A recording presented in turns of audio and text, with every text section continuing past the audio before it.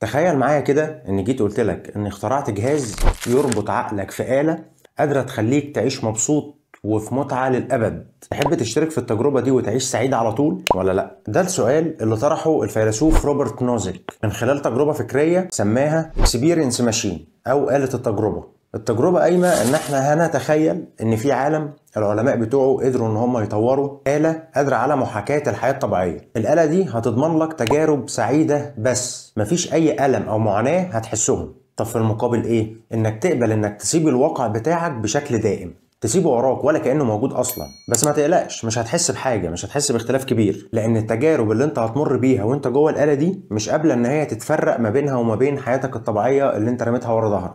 والآلة تلقائيا هتستبدل الابس اند داونز بتاعت الحياة او التجارب الحلوة والتجارب الوحشة بتجارب حلوة بس. هايل صح؟ عرض مغري، بس تعالوا نفكر فيه مع بعض.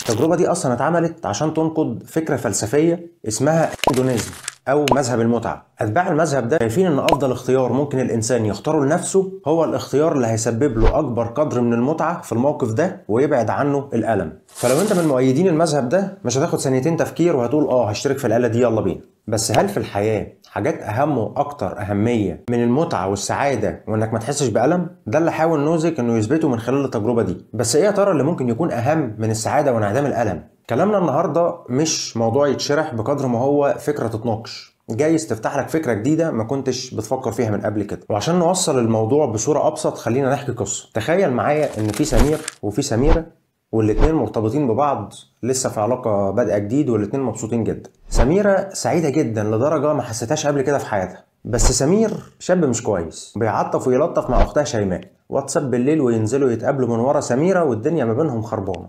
لو سميرة اكتشفت الموضوع ده أكيد علاقتها بسمير وبأختها شيماء هتبوظ وهتحصل لها صدمة كبيرة هتخليها في منتهى الحزن، وجايز كمان ما تعرفش تدخل في علاقة حقيقية بعد كده، أو هتدخل في علاقة بعد كده وهتبقى إنسانة توكسيك وخاينة وهتكون اللي هي معاه. لو فكرنا في الموضوع ده من منظور الناس بتوع مذهب المتعة هنلاقي إن سميرة طول ما هي مش عارفة حاجة إذن فهي في حالة سعادة وهرمونات سعادتها في الوقت ده في السماء، وطالما هي مش عارفة حاجة يبقى هتفضل عايشة سعيدة على طول. بس السؤال هنا، هل في قيمة إن سميرة تعرف الحقيقة؟ لو أنت مكانها هتحب إنك تبقى عارف ولا لأ؟ لو اجابتك انك عايز تعرف الحقيقه برغم ان هي هتسبب لك الم، يبقى انت كده دلوقتي ادركت ان في حاجات تانية في الحياه اهم وليها قيمه جوهريه اكبر من السعاده والمتعه، زي الحقيقه، الصدق، الصداقه، الحب الحقيقي اللي بيعيش يا حبيبي. مثال الحب والعلاقات ده مثال عابر، ولكنه بيقيس كتير من القرارات اللي بناخدها في حياتنا اليوميه اللي بنحب فيها اننا نبقى عارفين الحقيقه وما نضحكش علينا. هل ده عشان انت بتحس بقيمتك الحقيقيه لما بتختبر ملذات والم الحياه الواقعيه اللي انت عايش فيها؟ هل ده عشان انت عارف انك مش هتبقى مبسوط لو حسيت للحظة انك مغيب ومنفصل عن الواقع بتاعك؟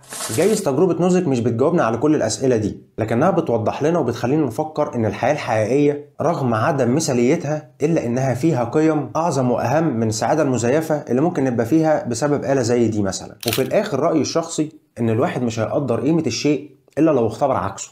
انت مش هتعرف قيمة السعادة الا لو جربت الحزن، مش هتقدر قيمة انك انسان بتشتغل غير لو قعدت فترة عاطل، مش هتقدر قيمة انك تبقى وسط ناس بتواجهك بحقيقتك عشان مهتمة لأمرك غير لو جربت تبقى وسط ناس بتضحك في وشك وبتنافقك وبتشتغل. وجود نقيض الشيء واختباره هو أكبر عامل يخليك تحس بقيمة الشيء اللي في إيدك دلوقتي، ويخليك كمان تحس بالسعادة انك بتمتلكه في الوقت ده. وعشان تختبر سعادة أكتر دلوقتي تقدر تعمل لايك وشير للفيديو وسبسكرايب للشانل عشان تشوف كل الفيديوز الجاية.